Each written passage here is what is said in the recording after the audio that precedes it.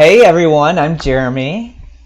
I'm Megan. And you're you, and you're watching Nobody Reads Short Stories, our season finale. Woohoo! Season one I might finale. cry, Megan. I might cry. Hold on, let me try to work up some tears. I'm just kidding.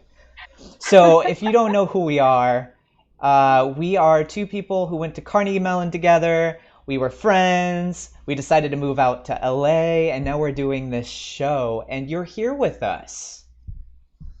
Yes, thank you. Thank you for being here with us. Jeremy and I love reading and writing short stories, and we really wanted to create a place where we could share both our own short stories and other people's short stories, and hopefully gain a few. Bring a few people over to the short story dark side and fall in love with them as much as we are. And we want to give a special shout out to everybody staying safe, wearing your masks, social distancing. Thank you for your effort to keep yourselves and your family safe, and also everybody else. We really appreciate it. Yes. And also, if we have any listeners that are writers themselves, go to our website, nobodyreadshortstories.com, look through our FAQs, and then submit because you might be on the show. We're looking for new voices. We love diversity. We love all genres. P.S. If you have a romance piece, we have not done one of those, and Megan and I are dying for one of those. Oh my gosh, I want like a bodice ripper like so badly on this show. So please send them my way. Oh boy, we might have to have like a trigger warning. My Oh heart yeah, swooned well, too it'll be the much. first time. Also, make sure to So like and subscribe us before it gets too interesting, because we are a hoot, right, Megan? that's right. I think it already got too interesting for people. So bringing everybody back. If you haven't already, please subscribe to our YouTube channel. And if one of the short stories this season was really compelling to you and you really liked it, please like that episode and please leave us a note. Both Jeremy and I and all of our writers really love hearing from our fans. There's no writer out there who doesn't like hearing from like positive, from their fans. So please send us some love. We do this show live on YouTube every Monday, but we are also found on Spotify and Stitcher and iTunes, Apple Podcasts. So if you want to listen to us, you can download the podcast onto your phone and listen to it wherever you go. And if you're social media fans, we're also on Facebook, Instagram, and YouTube. Our hashtag is NRSS pod. Wait, yeah, NRSS podcast on Twitter if you want to shout us out. And one last thing, this is our favorite thing to do, is plug ourselves. Why are we doing that, Megan? I don't know why we do that. I don't know why are we plugging ourselves on Two our own writers show? trying to plug their own work. I don't get it. For me, my website is jeremyraystories.com, and if you subscribe, you get a micro story of 100 words or less delivered straight to your email. I love sending those out. They're all genres. I have fun with it. Yeah, they're a lot of fun. I highly recommend subscribing. And if you go to my website, meganamorrison.com, and subscribe to notifications, anytime I post any update about any project I'm working on, you will get a notification about that. Okay, so this is actually the best part of the show, besides the reading of the short story, of course. Cranky Time is our time not only just to talk and gab and have it like under 3 minutes before we get in trouble by this guy, this alarm clock. Megan, do you want to talk about the alarm clock really fast? Yeah, for those of you who are listening, Cranky is a large old timer who's black and has glow in the dark white numbers in a circle around him. And we set this timer so that Jeremy and I don't gab on for too long, which we are known to do under normal circumstances. Also, it's super fun because, like, at the end, Megan always, like, freaks out. We're gonna have a compilation of Megan freaking out eventually. I feel like in season 2, you should have Cranky, and you should be the one that jumps every I time he don't think goes off. so. I feel like this might be the first time we've had an artistic difference on the show, Megan. I think we should keep things the way they are. I don't know. We'll ask our tiebreaker Yes. and see what he has to say about Cranky. it. Yes. Are we ready?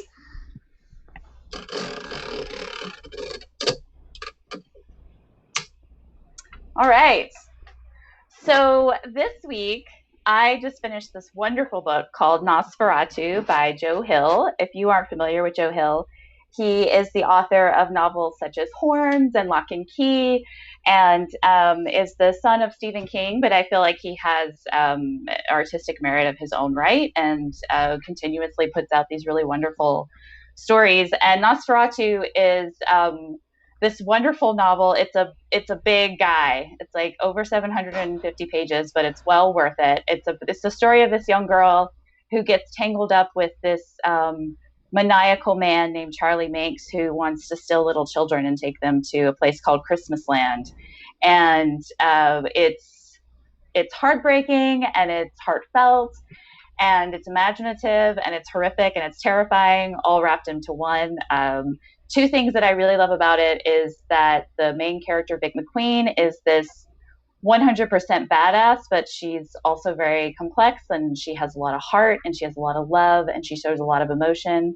Sometimes I get annoyed with strong female characters that are written, especially by men, that they're just badass and they have no heart, and so they just feel like kind of robots. But I think Joe Hill does a wonderful job with the main character in Nosferatu and giving her a full spectrum of emotions as well as being like really tough and capable.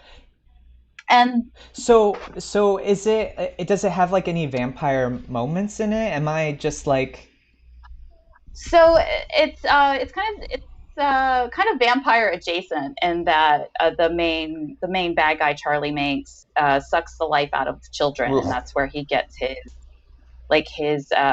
power from and his immortality. So he doesn't actually suck their blood as a normal vampire, but he does take from those that are living, so to speak. And he has this I don't want to say magical, but this like special car that he drives in, and the car is part of his ability to be able to take the life from these Ooh, children. that's creepy. Yeah, it's really. I mean, after you read it, you will never think of Christmas or hear Christmas music and feel the same about it. I heard a Christmas song the other day, and I was like, oh, I don't know, this is creeping me out a little bit.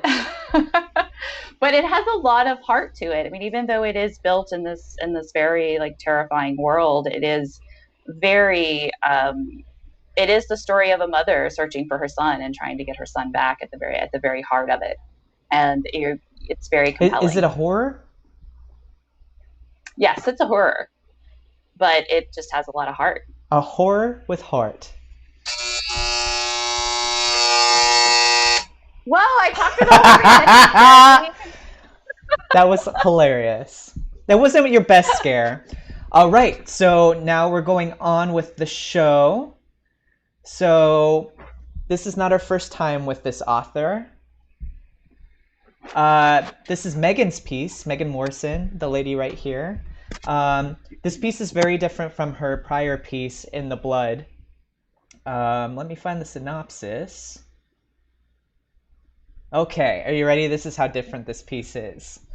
When aliens invade the world via household scent dispensers, a young advertising executive searches for the lost love of his life.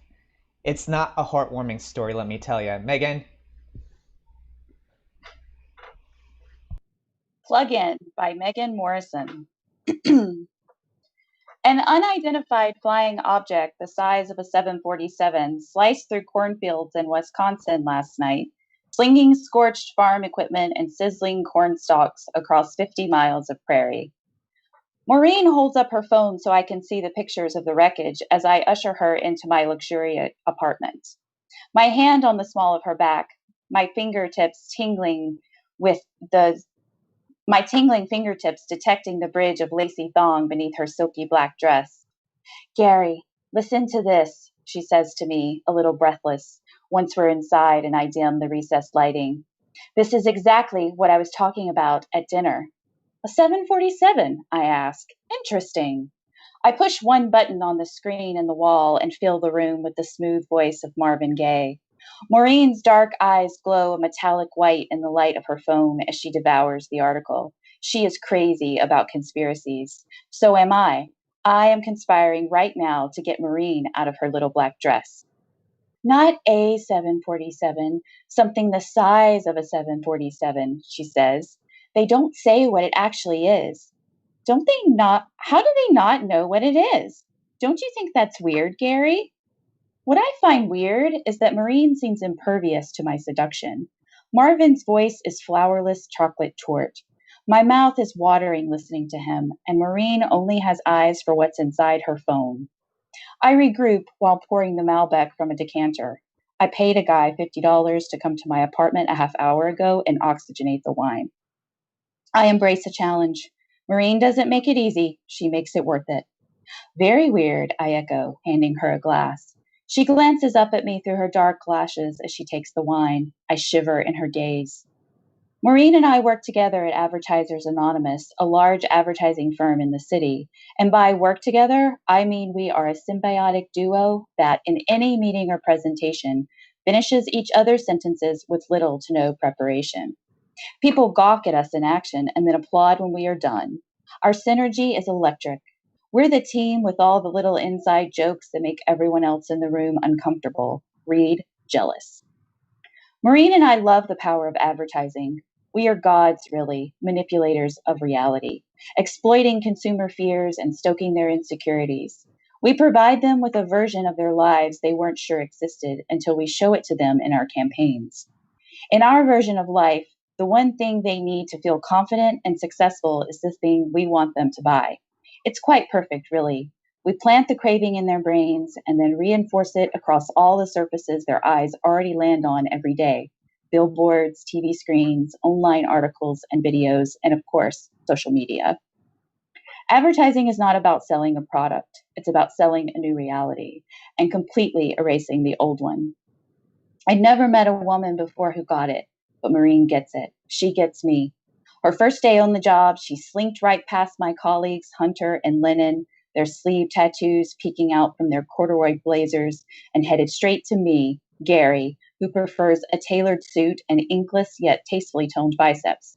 She knows success when she sees it, me, and goes after what she wants. Just like me. Me and Maureen, Maureen and me. I've been preparing for this night for a while, ever since we were both assigned to the Delight Bread account. It was a huge assignment for both of us. Delight Bread, there's nothing more right than delight, has been a staple in households for over 60 years. The honest traditional brand has been maintained through decades of diet fads and AMA recommendations. Delight Bread even survived the inverse of the food pyramid and the vilification of white bread. My mother always said the only thing white bread is good for is keeping the mayonnaise off your fingers. I've taken pride in proving her wrong. The other things white bread is good for is making lots and lots of money, catapulting my career, and most importantly, leading me to Maureen.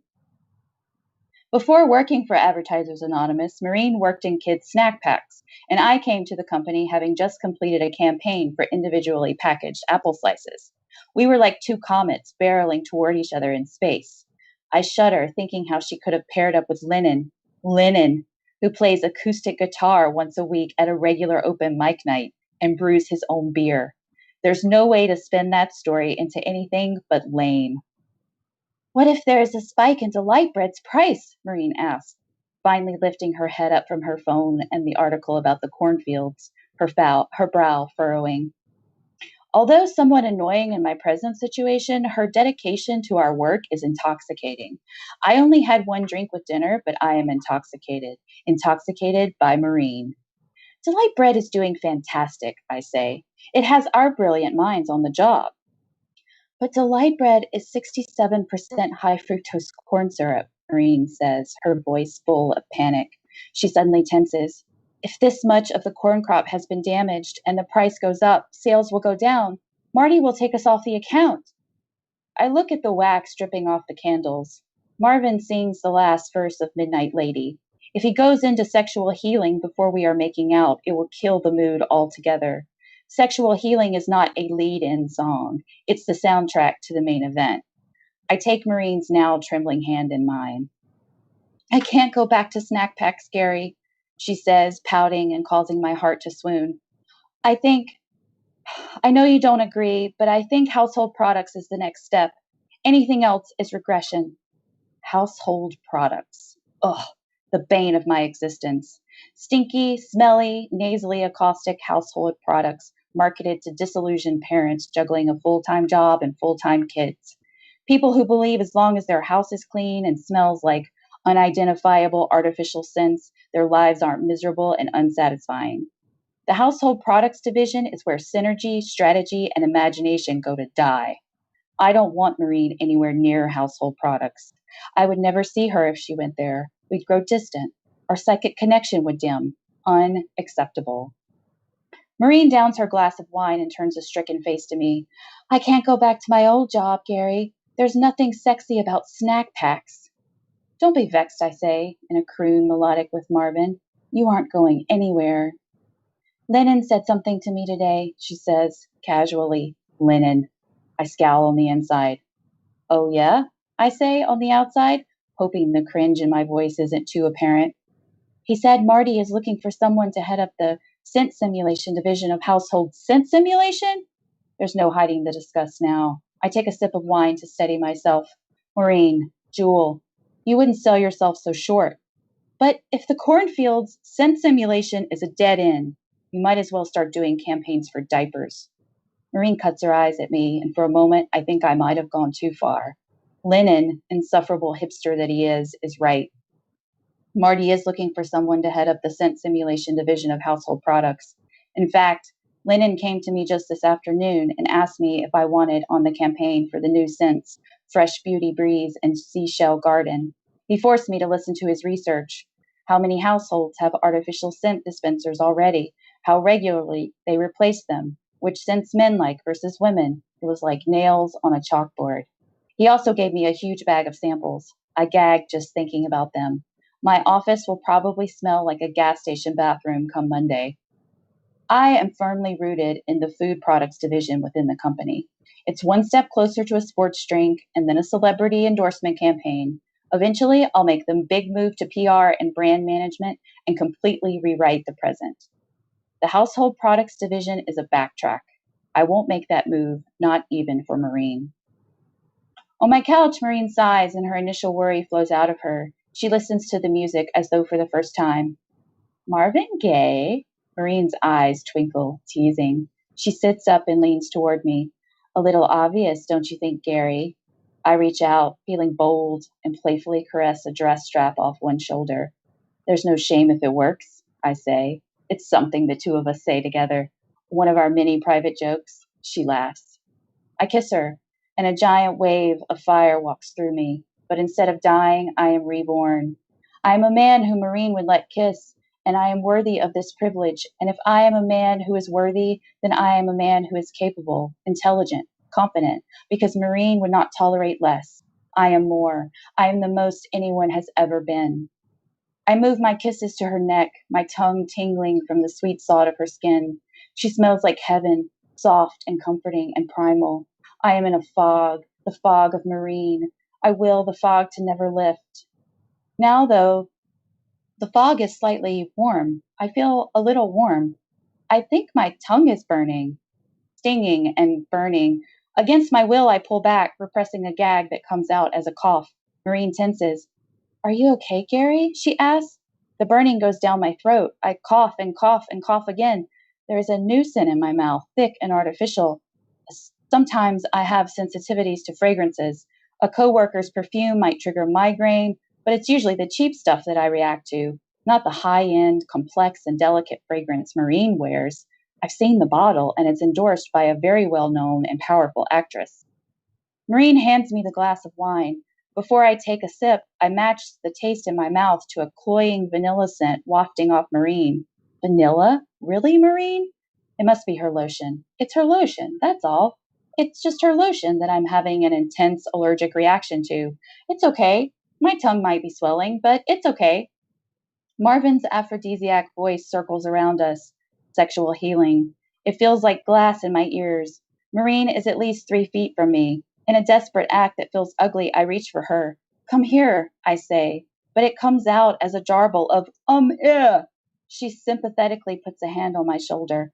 Oh no, Gary, she says. Your face. I bring my hands to my cheeks, and sure enough, the allergic reaction is intensifying. I touch the pulsing skin around my eyes, stretched over the flowing fluid underneath. I realize I am squinting at the exact moment Marine's phone buzzes. She quickly silences it, but not before I catch a glimpse of Lennon's corduroy jacket on the caller ID. Then my angry, swollen eyelids slide over my eyeballs, taunt, like the appendages of balloon animals, and plunge my sight into darkness. My stomach lurches. I bite my engorged tongue to keep from screaming. You have to go to the hospital, Marine says in a voice dripping with concern. I allow her to put my jacket on and lead me out the door. We go down the elevator. The movement is unsettling, but Marine takes my hand. The night might not be turning out the way I had imagined, but at least I still have Marine's undivided attention. In the cab, we rock back and forth in the dark as we move through the city. I focus on the noises, the clangs, bang bangs, the guttural voices rising up, then dying out. The smell of sweat ingrained in the upholstery of the cab seat reminds me of the smell of the elementary school bus. I move closer to Marine. As a kid, I always sat in the front of the school bus alone in the row behind the driver. I ignored the dangerous adolescent chaos behind me, and it ignored me most of the time. I pretended the haggard, gray blonde woman laboriously turning the big wheel was my personal driver, driving me to my French tutor or one-on-one tennis lessons at the country club. Even now, I'll tell people I took tennis lessons as a child, and I can feel the fuzzy yellow outside of a tennis ball in the palm of my hand. Or when someone mentions visiting the city of Montreal or Nice, I'll chuckle self-deprecatingly because it really is sad that I've lost my French. I don't accept any other narratives about my upbringing, just as I refuse to accept any other narratives about tonight, other than the one about me and Marine in a sweaty, satisfied heap of postcoital spentness in my bed. This allergic reaction is only a small setback. The cab stops and I get out, and I hold Marine's hand tighter as other hands touch me, and I hear Marine explain to the medical staff what happened and how I need immediate attention. And then I feel her fingers spread wide to release me, but I keep my fingers gripped tightly. These people are going to take care of you, Gary. To the darkness and the unseen others, I plead in a voice like underwater because my tongue is so swollen. Oh, Translation, Marine. I hear a buzz and clicks and taps, and I know she's doing something with her phone. You'll be fine, Gary. These people are going to help you feel better, she says. The unseen others are leading me away, but I still hold tight to Marine's hand. I can't let her leave. Leave me to go see Lennon? I hear her phone buzz again. I plant my heels into the concrete, but the medical staff is strong, and they hold me as I reach out into the darkness for Marine. Oh, oh. Maureen, no, don't go. Lennon must have called her, texted her, told her about the scent simulation opportunity, the new samples, told her she could have first dibs. I bet he even told her about the cornfield incident, stoking her fears of a spike in high fructose corn syrup prices. He whispered in her ear, like the serpent in the garden, to eat from the fruit of household products before it was too late. He's a liar! A liar! I scream, but it only comes out as, ah! It's okay, Gary, Marine says. It's okay. Someone sticks me with something. Oh, God, my face. It feels like a rotting tomato ready to burst.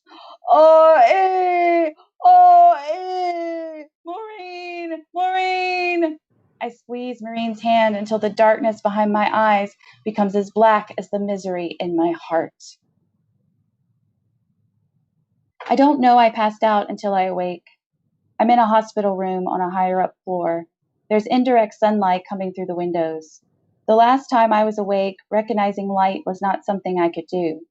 I'm not swollen anymore. Although somewhat clammy, the texture of my face feels normal and elastic.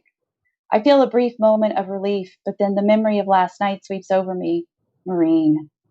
Though the allergic reaction has subsided, the residue of her is still on my tongue, salty and musty, like treasure tucked away in an attic. I have to find her and redeem myself. My teeth are unusually fuzzy for one night in the hospital, and I long for a toothbrush. As I get out of bed, my knees buckle and I fall to the cool floor. On my hands and knees, I realize the floor is disgusting. A layer of dirt covers the entire room. It's really quiet. Not just in my room, but all around. No doctor's pages blare over the speakers. No nurses swing into the room to take my vitals. No moans or sobs. Something is off. I find my legs and shuffle toward the bathroom. There is nothing in it except for my clothes, which I put on. No toothbrush, no toothpaste, no toilet paper. In the mirror, my face is a skeleton. It's as though the reaction I had to Marine's lotion has been completely reversed. Instead of swollen eyes, my sockets are sunken like potholes. The cheekbones I've always longed for protrude from my face. Something is so very wrong here. Dreadnoughts in my stomach.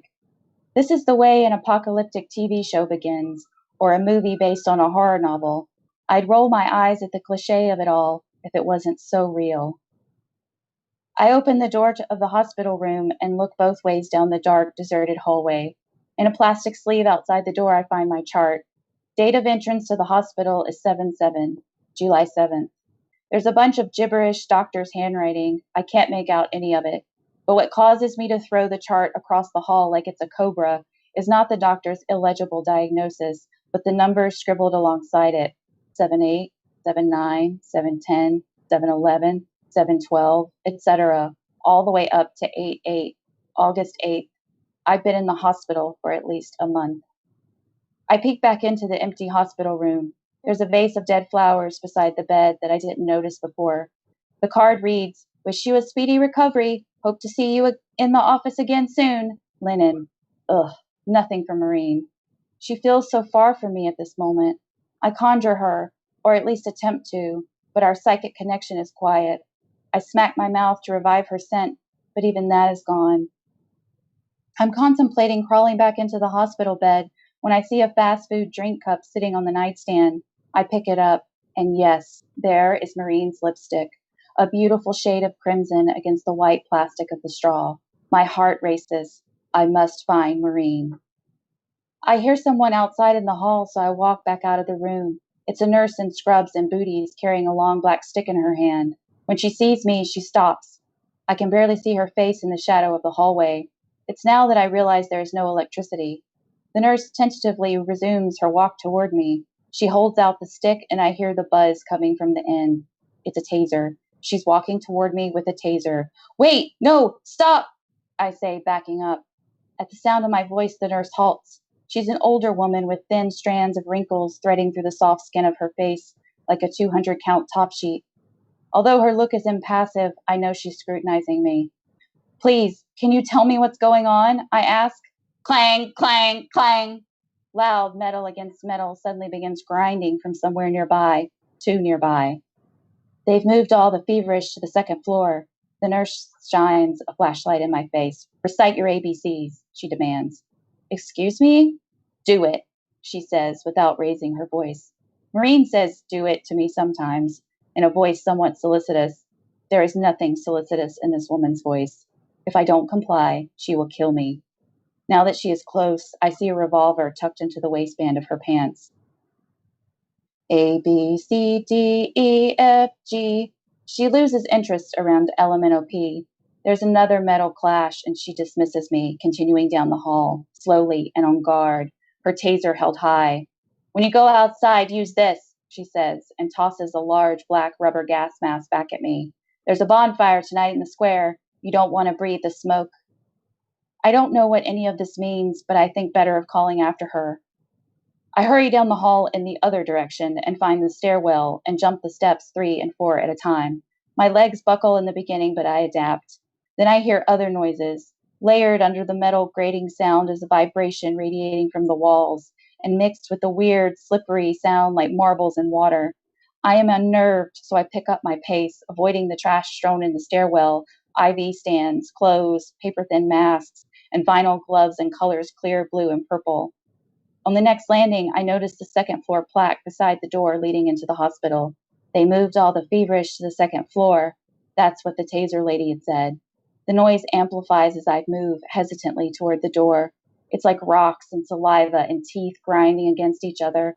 The closer I get to the door, the more the sound multiplies, like a living organism, exponentially, until I can feel it crawling on me.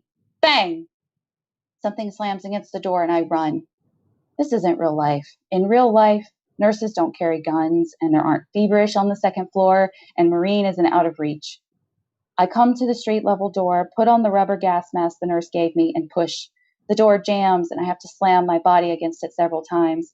Finally, it opens, but the latch doesn't go back in, leaving the door slightly ajar. Outside the hospital, the sunlight is so bright it impales me.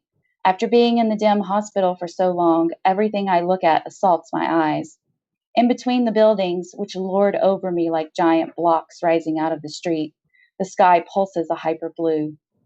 The cars in the littered street jump out at me. Candy red, neon green, electric silver. The gas mask doesn't help. I have no peripheral vision.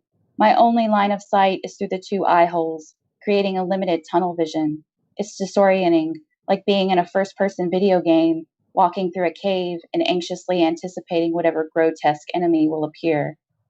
I lean against the outside wall of the hospital and take deep breaths, conjuring Marine's face, grounding myself in her beauty.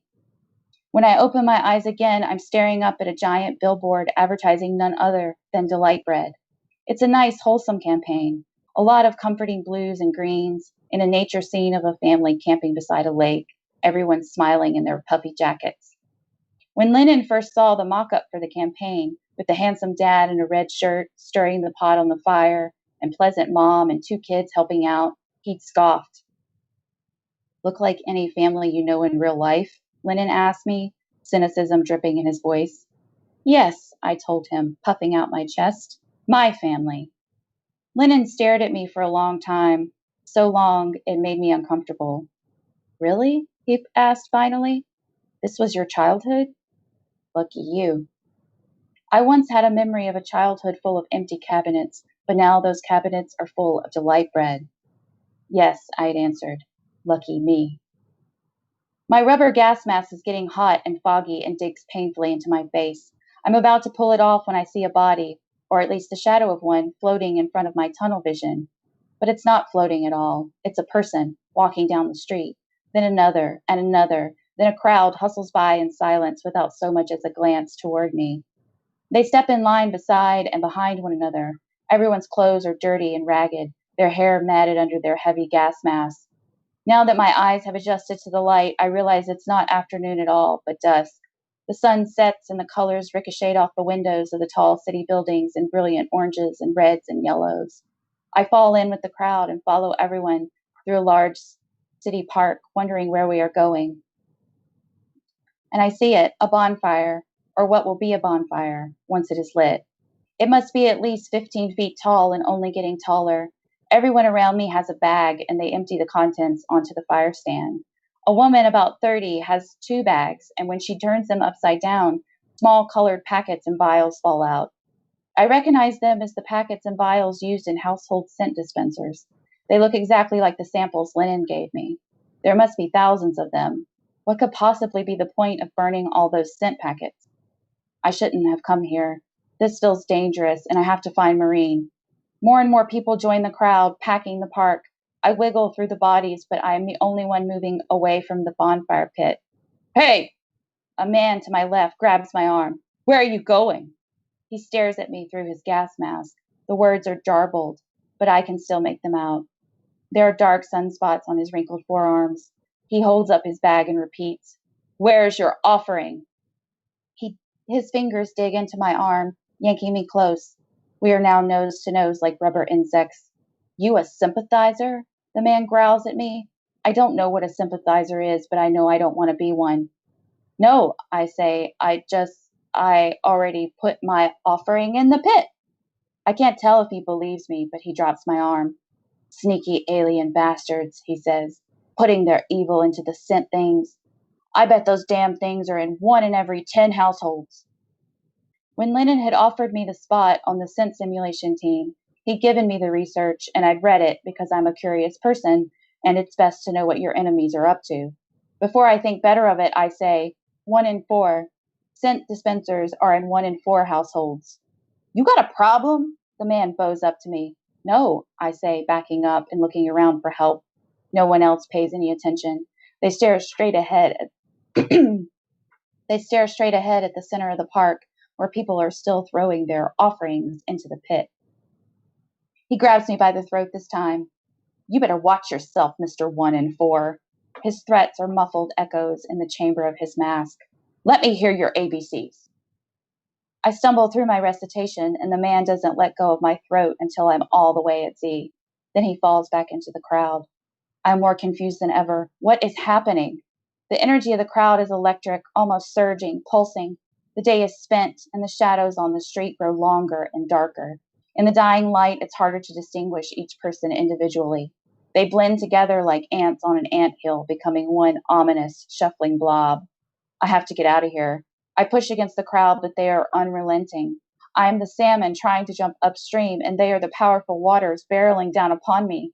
I'm swept up and pushed back toward the fire pit by their sheer momentum. Then a man dressed like a park ranger walks out in front of the bonfire pit with a torch. My heart surges a bit. Finally, someone with authority, and pleasant authority at that. Who doesn't love a park ranger?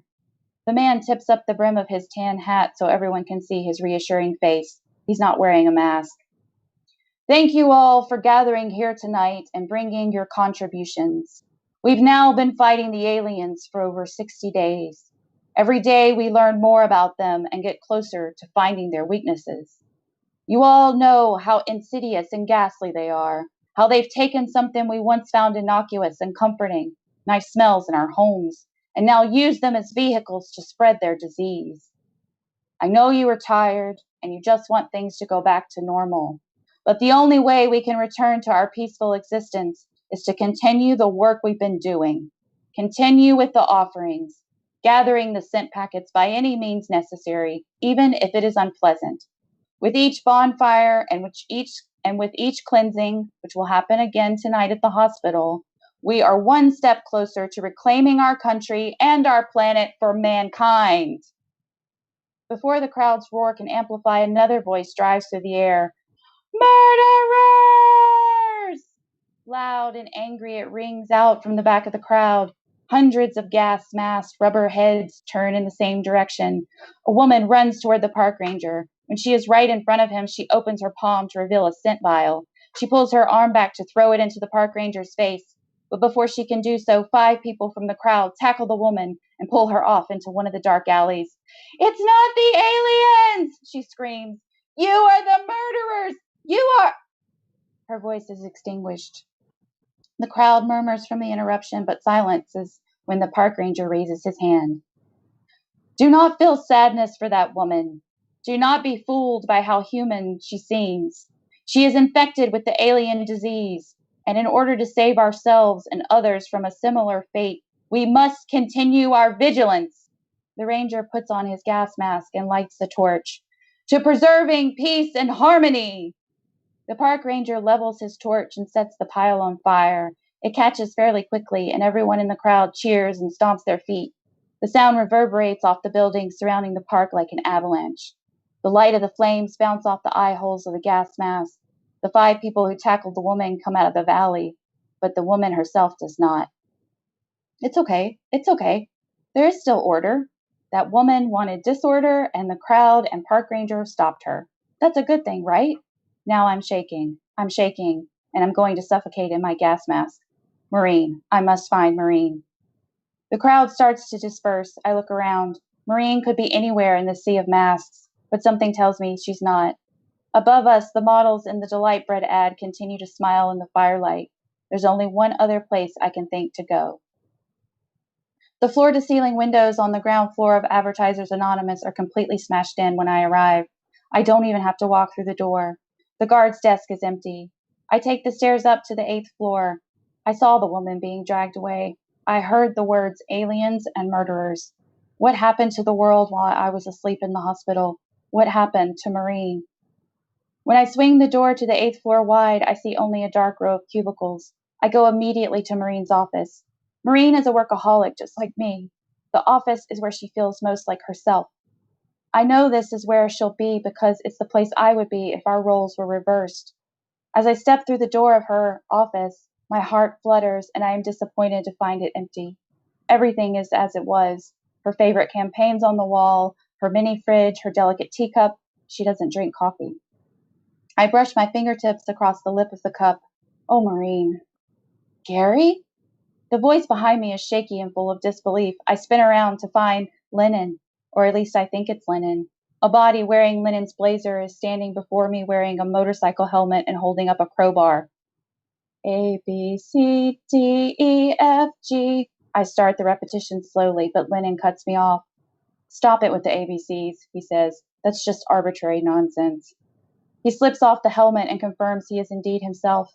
He seems relieved to see me. No, more than relieved. Gary, he croaks. He lowers his crowbar and tears well in his eyes. For a moment, I believe he will hug me. It's okay if you want to take off your mask, he says. It's safe in here. All the scent packets were destroyed. I take my mask off. The cool air on my skin feels glorious. Where's Maureen? I ask. Maureen? Lennon asks. How can you think of Maureen in a time like this? Now is the only time to think of Maureen. Now and later and forever. Where is she? I ask. I had an allergic reaction. I was in the hospital. I don't know what's going on. I tried to get you out of the hospital, Gary, Lennon says. I tried. But it all happened so fast. One day we came to visit you. The next, there were armed guards surrounding the whole building. Lennon gasps, tears streaming down his face. Lennon, I say. I just came from a bonfire. They were talking about an alien invasion. It was the scent dispensers. You were right, Gary. Household products will be the end of us all. The aliens poison the scents. Anyone who smells them becomes infected. And once you're infected, you become changed. Lennon's voice cracks again, and he looks like he's going to dissolve. Where's Maureen, Lennon? I ask firmly. They took her. They took them all. To the hospital with all the other infected. It was already in the samples we got from the new scents. We were going to start on the new campaigns. I got here late. Marty, Hunter, Maureen, they'd already smelled them. It was so awful, Gary. Their eyes dilated and their faces became red and feverish and they convulsed in strange jerks. Then they, oh God! Lennon, I say. Lennon, it's all right. Lennon takes a deep breath and calms himself. I look around for something to use as a weapon, just in case. Then the authorities came and rounded them all up and quarantined them, Lennon continues. I hid in the supply closet and have been hiding out here ever since. Anyone they think has been infected gets taken to the hospital. What happens to them at the hospital? I ask. They are cleansed, Lennon croaks. What does that mean? I ask. They kill them, he says, and my stomach lurches. No, I scream. It's the only way, says Lennon. To stop the spread of the disease, it's the only way. Otherwise, Gary, the aliens are too strong. They know our weakness. No, I scream again. Not my beautiful, lovely Maureen. She's not dead. She can't be dead. I must get to the hospital. I'll need something to help me get past the guards. There's only one thing I can think of. I push Lennon away from me and run down the hall to my office. I can feel him following me. What are you going to do, Gary? I'm going to save Maureen, I say, pushing through the door to my office and going to my desk drawer. It's an old-fashioned mahogany wood roll-top desk. You can't, Lennon says. I take a small key from the main top drawer and stick it in the secret keyhole under the desk. The lock switches smoothly and the right-hand bottom drawer pops open. Don't you get it? It's too dangerous. Maureen isn't worth you risking your life. My head pops up and my eyes narrow into hateful slits, shooting daggers into Lennon. He must feel it because he immediately shuts up. Yes, she is, I say evenly. Maureen isn't a nice person, Gary. She's a monster. Maureen is not a monster, I say. A woman like that doesn't team up with a guy like you because she's nice, says Lennon. I pull out the plastic bag from the drawer and set it on the desk. You're only jealous, I say, peeking into the bag. It's full of scent packets and vials, the samples Lennon gave me the day he asked me to join the account. Jealous that she was using you to get the best accounts? She didn't use me! I'm screaming now. We are the best team this agency has ever had! I put my gas mask back on and head for the door. Lennon cuts me off and grabs my arm. I try to wrench free from his grasp, but he's surprisingly strong. Don't be a fool, Gary. You want to commit suicide, I won't stop you. But don't do it because you think you're saving someone sweet and kind. She talks shit about you all the time. Shut up, I say. No, Lennon says. You have to listen, Gary. You have to hear the truth. No! I scream and reach into the bag of scent packets, take one out and shove it into Lennon's face. He gasps, inhaling the scent. I watch his eyes dilate. Gary, Lennon says, what have you done to me? Oh, God, I say, holding the bag to my chest. No! Lennon's voice is an explosion, deep and guttural, and he begins shaking and twitching. With an angry grunt of my own, I ram my shoulder into Lennon's chest, knocking him off guard and giving me enough time to run out of the office. I sprint down the dark hallway toward the stairwell. Again, I take the stairs 3 and 4 at a time. Again, down one flight, then another. I hear nothing but my shoes pounding the steps. Then I hear a small voice echo down to me from above. Gary, calls Lennon. Is he infected? Is he completely changed now? I look up the stairwell, but I can't make him out. I continue my leaps down the stairs. I don't really want to see what he's turned into. I don't want to see what makes those awful sounds I heard in the hospital. But the next words that float down to me are so unexpected that I miss the last step and tumble into the wall, coming to a complete stop. Gary, I love you. Never have more sincere words ever been spoken. If anyone knows the truth when he hears it, it's a man in advertising. Gary, I love you. I've loved you since the first moment I saw you. His sincerity bounces all around me in grotesque echoes. The yearning in his voice is unbearable. I love you, Gary. I love you. Plugins must be like a love potion. Had Lennon fed Maureen the samples until the police came and took her to the hospital? That's why he'd said all those nasty things about her, to cover his tracks. How long had he abused his power? What had he made Maureen do? Thought makes my eyes boil. I want to confront Lennon, confront his disgusting affirmations, and hack him up with his own crowbar. But what good would that do Maureen? I hold the bag of scent packets tighter to my chest. As Lennon's nauseating, I love yous, continue to fall around me, I exit the stairwell. The bonfire in the park is nothing but a smoldering ash pile as I pass. There's a sliver of a moon, but it lights up the city as though it were full and round, casting a glimmering gray pallor on the empty streets. The camping family on the billboard looks almost sickly, but still smiling, still enjoying their bonding day at the lake. As I walk the dark streets, I realize I have no idea what the aliens look like. Do they look like aliens in movies or comic books? Will they be horrifying and sophisticated? And how do I defend myself? I also find myself wondering what their alien takeover strategy is. Aliens infiltrate planet Earth through scent dispensers that make people fall in love? A little bit of a letdown as far as alien invasions go, if you ask me. Lennon said that Maureen and the others reacted to the scents, but he didn't say exactly what they turned into. The scents must eventually turn people into alien life forms. It's surreal to even be thinking this.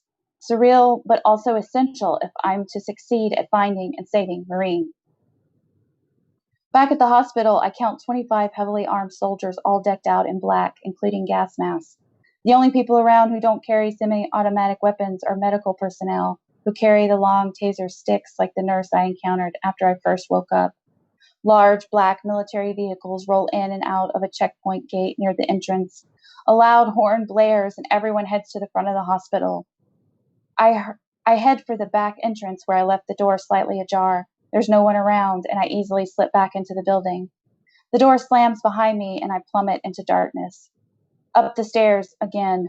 Pre this nightmare, I was running 5 miles a day and alternating legs and arm days, so I'm not completely out of shape, even with the month or two in the hospital bed, but I am exhausted. My brain and legs feel like mush. I miss elevators. I miss lattes. I miss Maureen. I've always wanted her, pined for her, obsessed over her. Nothing is important but her. I do not believe all the things Lennon said about Maureen using me. It just doesn't fit into the reality of our relationship. At the second floor doorway, the gravelly sound is as loud as it was when I first came through earlier in the day. I turn the door handle carefully and tiptoe into the noise. As I approach what looks like a nurse's station, I notice a large metal grate has been welded over half the room, partitioning it in half. The noise comes from behind the grate. I can tell things are moving behind there, but I can't make them out. What sort of inhuman alien mutation is in there? Beyond the grate, I can make out floor-to-ceiling metal cages smashed against each other. The cages are small with moving walls that grind and rotate around the sides. I realize this is the source of the metal clanking sound, the gears bending and turning in perpetuity. People stand in the cages. They look like myself and any other human, except for one thing. Everyone in the cages wears a hard metal mask over their mouths from under the nose to their chins. They can't talk, but it's clear they want to. The cages are alive with hand gestures, nudges, taps on the metal plate of their own mask and the metal plate of their companion's mask, and a strange sort of Morse code. I'm confused by the cage people's non-threatening demeanor. I thought Lennon said they were infected. What had the guy at the bonfire said? They were burning the scent packets to return peace and harmony? The people in the cages rub each other's shoulders and lean on each other to sleep. Maybe this group of people hasn't turned yet. This can't be the worst of it. I search the crowd, but I don't see Maureen. She's here. She's alive. She has to be. I reach into my brain to try to revive our connection. I will it. Come to me, Maureen. Come to me. I'm here. I'm here for you. I scan the cages, desperate, feverish. I wonder how long I can walk around here undetected. What will the guards do when they find me? What if I don't find Maureen? My heart will explode in my chest any second now. And then I see her. Maureen. There she is, at the far end of one of the cages. She's looking right at me. Although tattered, she's wearing the same black dress she wore when we went to dinner, the same black dress I slipped off her shoulder when we went back to my place, when we were together 1.5 million years ago. I want her to signal that everything is okay between us, that Lennon got it all wrong, that she loves me and wants to be with me. I wish she didn't have that metal mask on. I want her to smile at me. A group of armed guards suddenly come down the hall and I duck around the abandoned nurse's desk out of sight. Okay, let's take another group downstairs. One of the men goes to punch a code into the security door on the grate. The cage walls stop moving and grinding and the guards surround the perimeter of the room. They then herd the humans out of their cages and through the grate door to form a line in the hallway. I brace for revolt, but everyone is docile and does what they're told. I look around the nurse's desk for something to use to my advantage. There's nothing but old office supplies and discarded vinyl gloves. I hear the guards finishing up their work, getting everyone. Without the incessant grinding of the metal walls, I can tell the slippery saliva-sucking sound I'd noticed earlier is coming from the humans, constantly sucking on something behind the metal mask. What are they sucking on? And then I see it, back in the corner of the desk, a discarded metal mask. Only it's not just a mask, it's also a ball gag. The smooth metal plate on the front of the mask faces outward, but in order to put it on, you must insert a large metal ball into your mouth, which is attached to the metal plate by a short chain. I hold the torturous contraption in my hand and think strategy. If I put it on, I can blend in with the others and hopefully get close enough to Maureen to snatch her. But that would mean putting this ball in my mouth, and I don't know where it's been. My mind searches for other options. I could use the scent packets, spray them in the faces of the guards, create a distraction, and run for Maureen to the stairwell. Would we even make it to the stairwell? There's at least 10 guards, and they all wear gas masks anyway. How can I even be sure the scent packets will affect them before they riddle us with bullets? I pick up the metal ball gag and steel myself. The ball itself isn't smooth, it's covered in sharp edges. I take off my gas mask and then stick the dirty ball gag in my mouth and secure the metal mask with a flip of the latch. Immediately panic seizes me. There's no room for my tongue in my mouth now, and the little ridges on the metal ball dig into everything, the roof of my mouth, my cheeks, my tongue, and grinds against my teeth. My mouth fills with saliva. Plus, the metal plate covering my mouth is tight and sharp and digs into my face. I already know it will bleed, and soon. The metal mask contraption is weighted, and my head feels heavier than the rest of my body, and now I'm fighting gravity just to stay upright. It would feel so nice to lie down on the floor. The muscles in my neck tighten. This is worse than when I had the allergic reaction and my tongue swelled. At least then I didn't feel like I was drowning in my own spit. All right, I hear one of the guards say, let's move them out. I spot Maureen behind a young man, and as we wait in the line, heads down to avoid eye contact with the guards, she reaches up to put her hand on his shoulder and gently pat him in comfort. Who is this guy? Was he in the cage with her? Did they bond to each other over their present trauma? Is that why our psychic connection is broken? Because of this guy? Someone in the back of the line trips and falls forward, and all the guards point their large guns at the commotion. The distraction is my opening, and I jump into the line behind Maureen. She doesn't turn around right away, and I stare at her beautiful hair. It's matted and grimy, but I see it only as it was the last time I saw her, on my couch, the shades of her subtle highlights glistening in the candlelight and smelling sweetly of all things possible. Now I'm no longer looking at the back of Marine's head, but into her face, and my heart clenches. She's staring intently into my eyes, and I'm staring into hers, and I am lost in the sea of Marine. She's gesturing with her hands and tapping the front of her metal mask the same way I saw the other people do. I don't understand her, but that's okay. We're together again at last. I don't want to, but I can't help but notice her face is dirty. There are thick lines of crust under her eyes and around her mouth, even down her chin and neck. This must be what happens when you wear the metal ball gag mask long term. Saliva oozes out of your mask and dries into layers of spittle. Not all the crust is yellow or white. Some of it is dark, a dark red unmistakable as anything other than blood. The guards resume ushering the line, and Marine turns around again as we approach the stairwell door. She resumes stroking and patting the man in front of her, and I instinctively do the same for her, and almost immediately feel someone's hand on my own shoulder. The weight of it is calming, grounding. Until this moment, I didn't realize I missed touch. How long has it been? Other than the older man who grabbed me earlier at the bonfire, it's been at least a month, maybe 2. A long time since I'd felt Marine's lips on mine. Outside the hospital, we are gathered into a parking lot lit with large, blinding spotlights. There are at least 100 of us in metal masks, and the guards bump and hurt us, spinning us.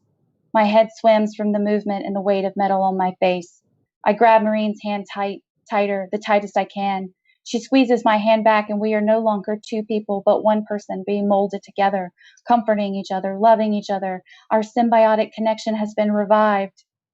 A stage is set up in one corner of the parking lot, and 3 guards stand equal distance apart on it, waiting. On one end of the stage, stairs lead up to the platform, and on the other end is a giant dumpster used to haul away large trash from construction sites. For some reason, the sight of this dumpster fills me with fear more than anything else I've seen since I woke up in the hospital this morning. The crowd of metal masks moves again, like one big blob, still patting the closest person to us, still patted by someone else. As we move closer to the side of the stage, I realize there is another large crowd, this one of people in black gas masks, an audience. I can feel their anxious and excited energy, like at the bonfire. There must be 200 of them gathered. The guards will lead us up to the stage, and we will be executed, and our bodies will be thrown into the dumpster, and the gas mask crowd will cheer. This must be what Lennon meant by being cleansed. What does this have to do with aliens? What does this have to do with the sin packets? I see no aliens. I only see humans torturing other humans with metal ball gags and cages, and now sending them to their deaths while other humans watch. What is happening? Bang, thud, bang, thud, bang, thud. Marine and I freeze. On the stage, the bodies of 3 of the metal masks, lifeless, are dragged to the dumpster and thrown in. 3 more are led to the stage. 1 woman resists. Tears pour out of her eyes. She digs her feet into the stairs, refusing to move. The guards beat her in the back and drag her to her mark. Just then, her metal mask and ball gag pop open and fall to the stage floor with a clang. She coughs out a mouthful of blood, freeing her voice. Please, please, she chokes. Help me! Do something! Someone in the audience shouts, cover your ears! Cover your ears! The crowd in the audience covers its ears, drowning out the woman. She turns to the guard. Please, please, I can say my ABCs. A, B, C, D, E. Oh! The guard knocks her down again. Shut up, he yells. It's too late for that. We're on to your sneaky alien ways. We know your tricks. I'm not an alien. I am a human. Please! Another person dressed like a park ranger walks out onto the stage. I can't tell if it's the same one from earlier. They walk up to the woman and grab her face. We know you have smelled the scent of the aliens. Please, no, please, resume the cleansing, screams the park ranger, and the guards line up the woman for execution. She faces the crowd of gas mask people with their hands over their ears. I watch as her shoulders fall back and her chin rises up, and she glares at everyone with the intensity of a prophet.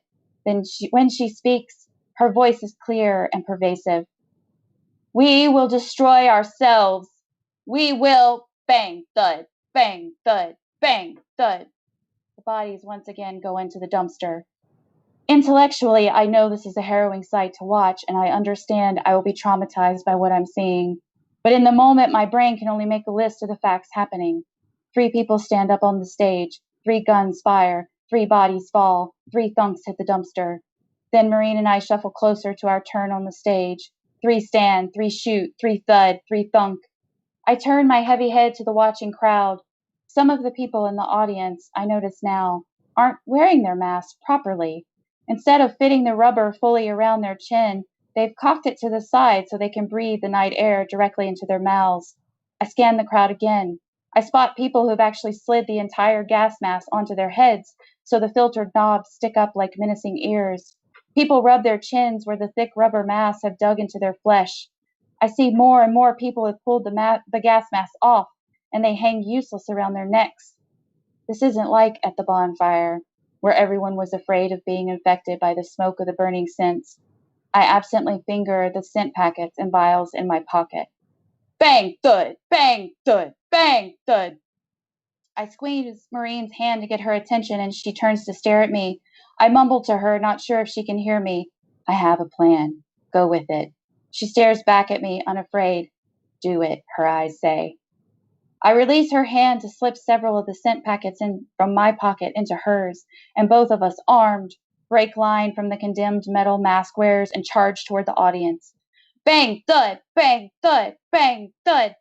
When I read Lennon's research about scent dispensers, I learned that the scents are made to be airborne.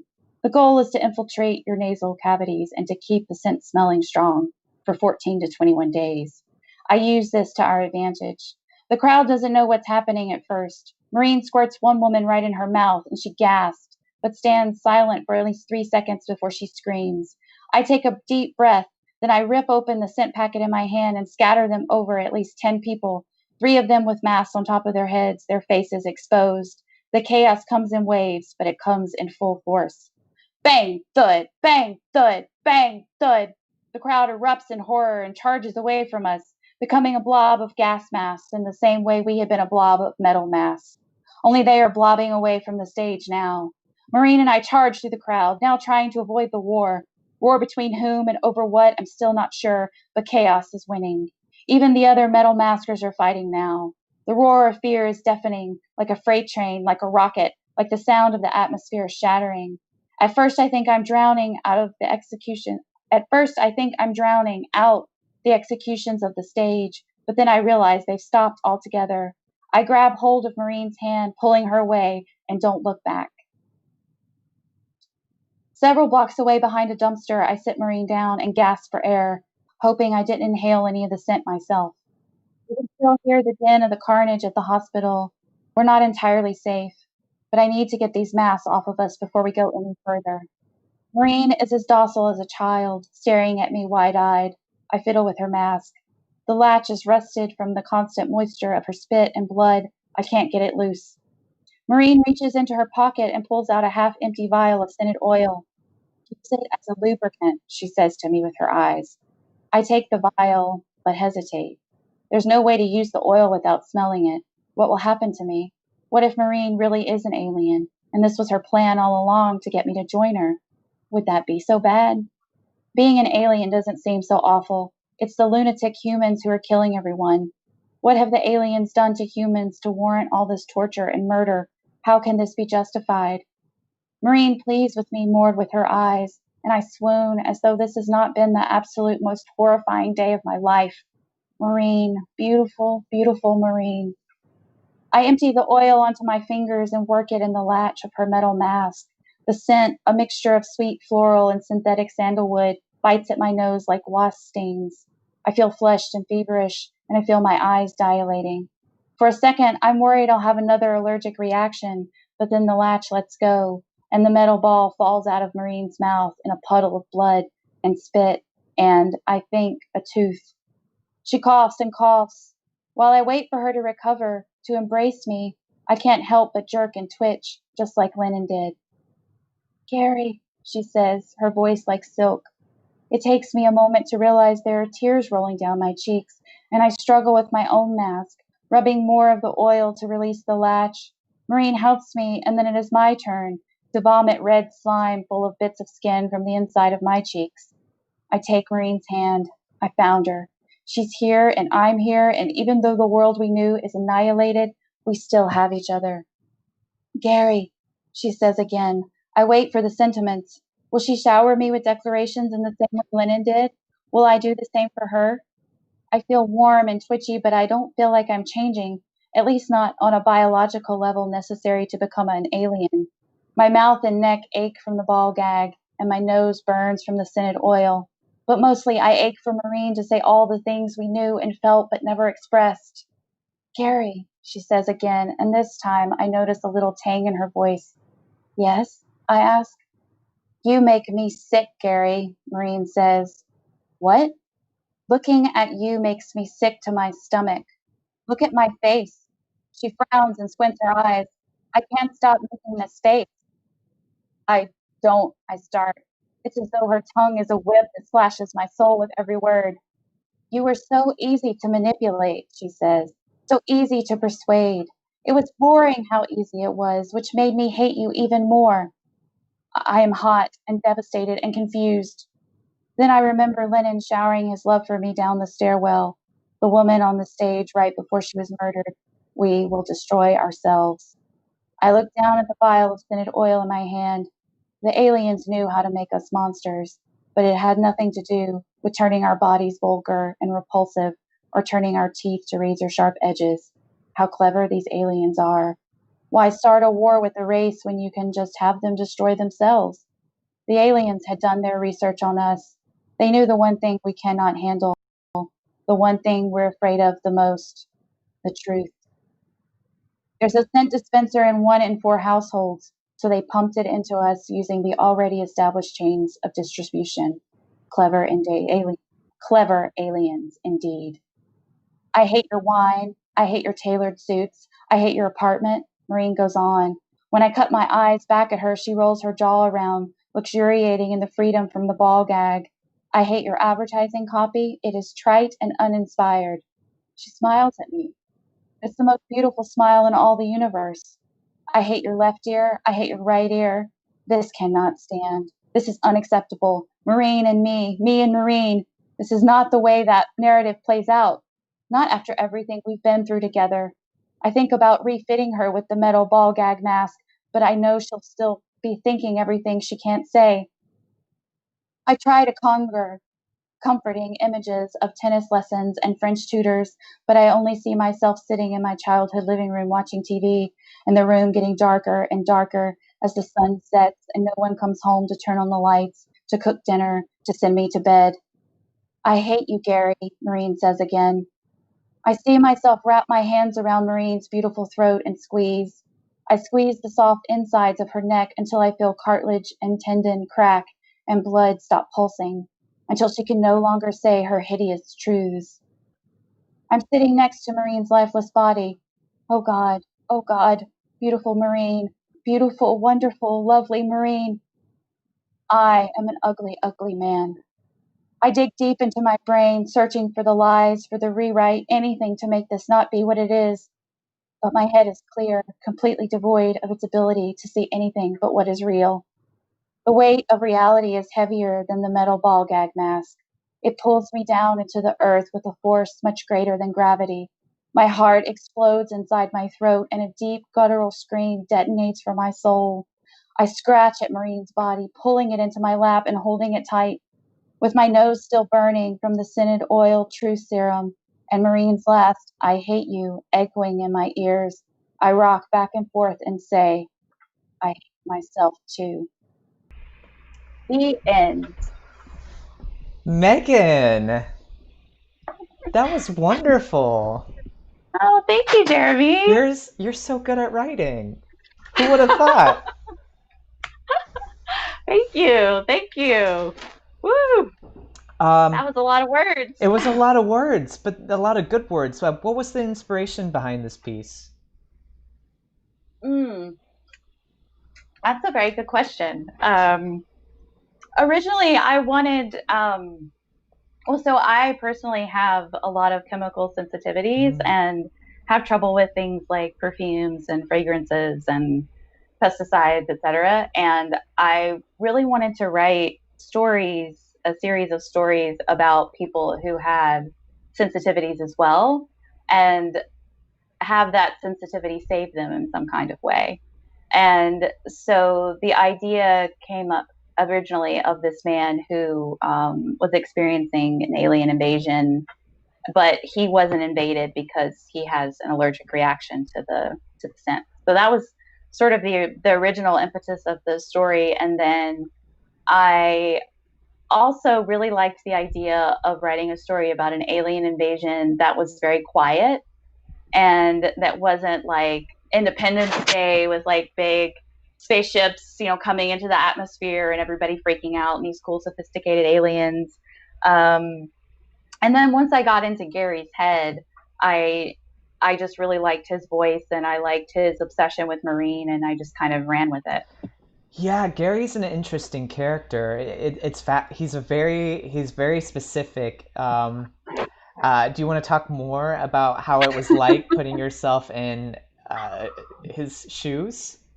Yeah, it was interesting because at first I thought Gary was a good guy. When I first started writing this, I thought, oh, he's just this kind of quirky dude who just wants this girl, and it's just going to be this story of a guy who wants to get his girl. But then the more I got into it, the more I realized, oh no, this guy's a little too intense, and started thinking more about his actions, and then I started realizing that he is this unreliable narrator, and you don't know if he's good or bad, and you really don't know what kind of person whose head you're in as you're reading or listening to the story. That was one of my favorite things about the story, was Gary and him being an unreliable narrator. I also love your theme of truth and lies. Like he's telling himself all of these things about how he was raised, but they're not true. And ultimately, it's not the aliens that destroy us, it's the truth. That's so cool. Yeah. Yeah. Question. I don't know if you can't say this or you don't know, but like listening to it this time, I was like, maybe the aliens aren't trying to destroy us. Do you know the backstory of the aliens? Like, do you know what's happening that we don't know in this piece? And if you can't say, why can't you say? Well, originally I thought that the aliens wanted to take over planet Earth. They wanted it as their own. But then I was like, oh man, we've treated planet Earth so poorly. I don't know if aliens even want planet Earth right now. But then I thought, well, if they got rid of the humans, planet Earth would probably be doing a lot better. So maybe these aliens would treat her better. But I kind of landed on the idea that the aliens are just manipulating us, and that this is like kind of like a social experiment for them to come to our planet and have us face our fears and see what happens. An experiment for the human race, and see what we're made of and see who would survive. And when they find out that we are the thing that we're afraid of the most is truth, that's the thing that they want to inundate us with. I wonder if something else will be happening with this piece, if there will be a continuation or something, because that's a interesting pitch for a show or something. Yeah, I like these aliens, even though they don't really play much of a role in the story. I did like, in my head, I like them. Yeah, I like the idea of, it's not that they want to take over, it's just like a social experiment. That's kind of creepy in its own right. Yeah. And I wonder if they're like, the aliens aren't as adverse to truth as we are. Like we don't like to hear truth on the externally, and we don't like to hear the truth about ourselves. And speaking from personal experience, like we do sort of tell ourselves these lies and rewrite things so that we can just get through the day. Sometimes you just kind of have to do what you have to do to get through the day. And I wonder what the aliens like really think about those defense mechanisms that humans have. Okay, so I'm definitely getting a feeling that this is going to continue in some way.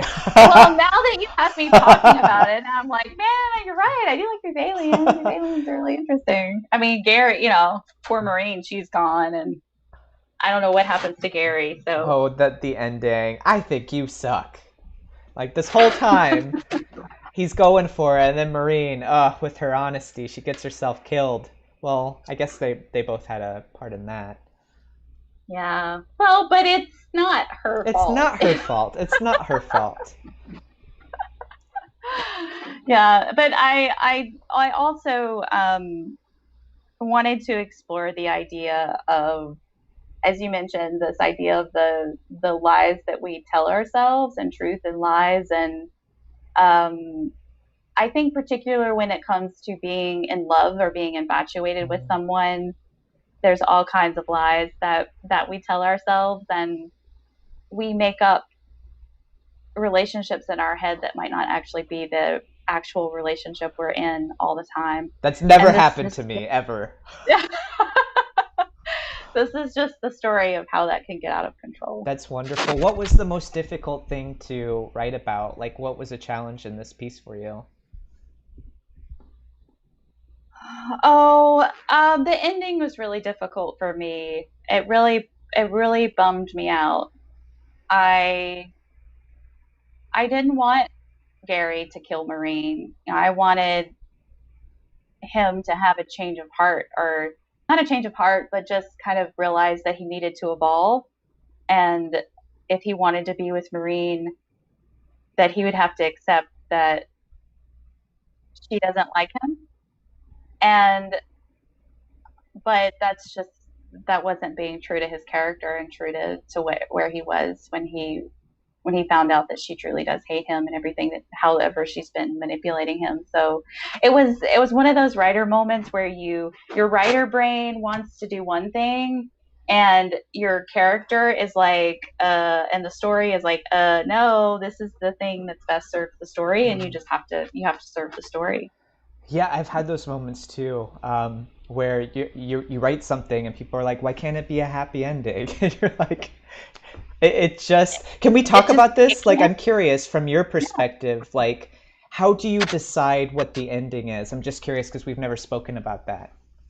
Oh, I don't feel like I feel it. You feel it. I feel the ending. In the blood, I knew that I wanted that ending. I felt I felt it as soon as I wrote it, that was the ending. And as you know, I've been working on the plugin for quite some time now, and I struggled with the ending for a long time, and I had several different endings. But when I wrote this ending, as painful and like gut wrenching as it was, I just knew it was the right ending. I just felt it. I was like, this ending makes me look back beginning of the story and see that this is the only way that this story can end up, from everything that I built from the very beginning. This is the way it has to end. For me too, that's a similar thing that happens to me. It's like a bell rings in my head, and I know it's a feeling. It's just you know when something's right, even if you don't like it. Like, it's because like a lot of times I don't like the ending from a humanitarian thing, like the sad endings where somebody strangles somebody else.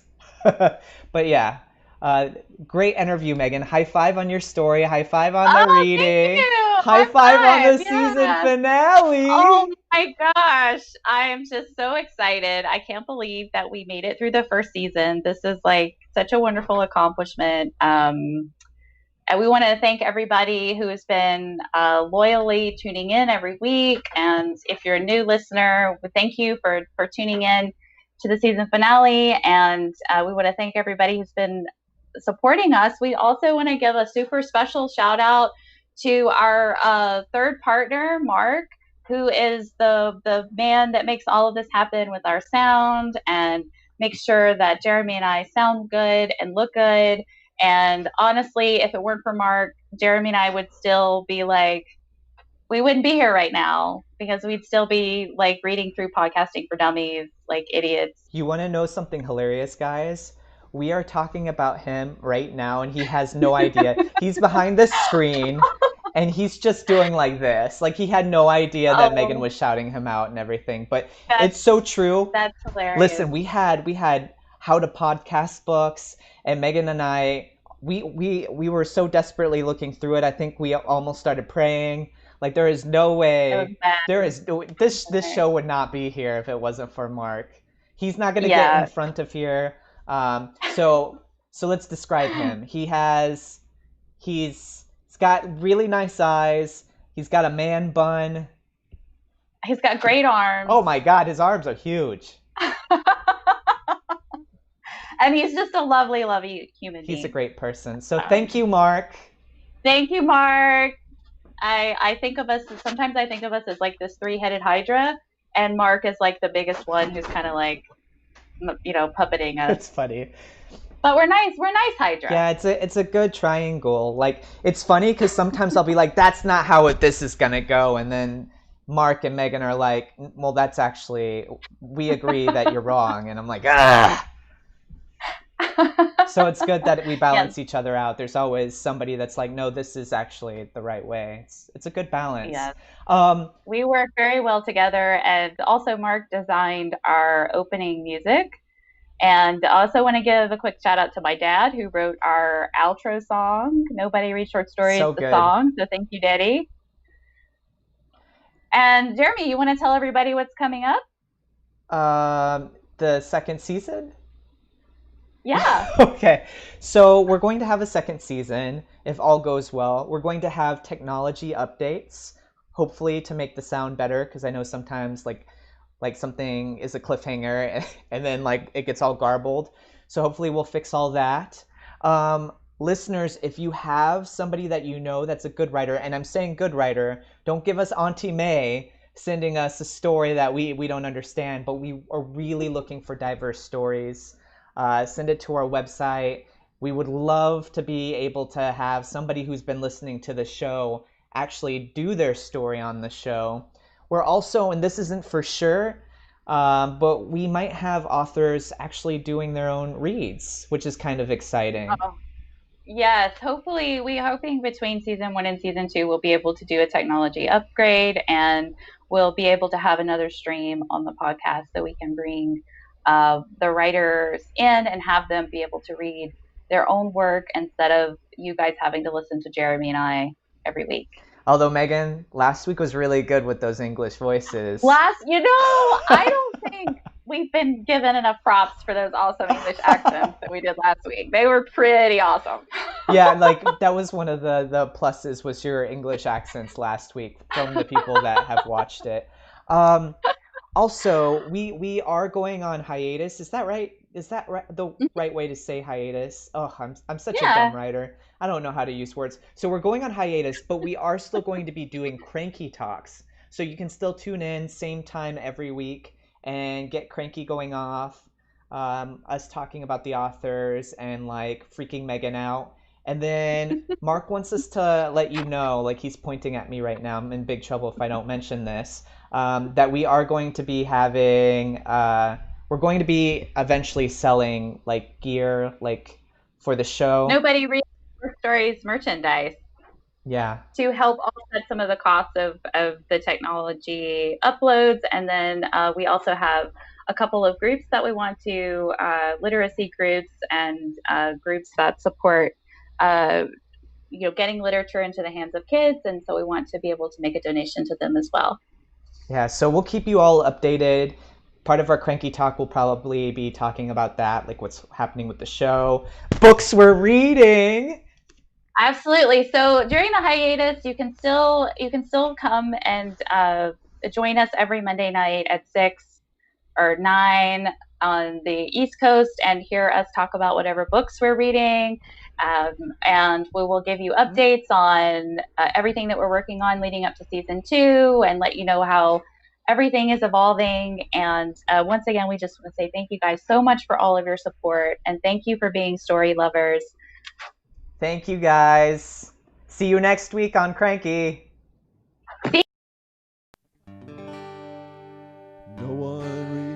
stories anymore.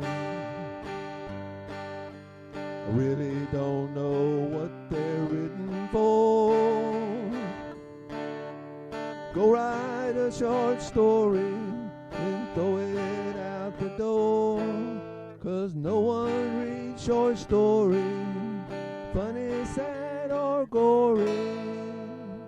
No one reads short stories anymore. Yes, no one reads short stories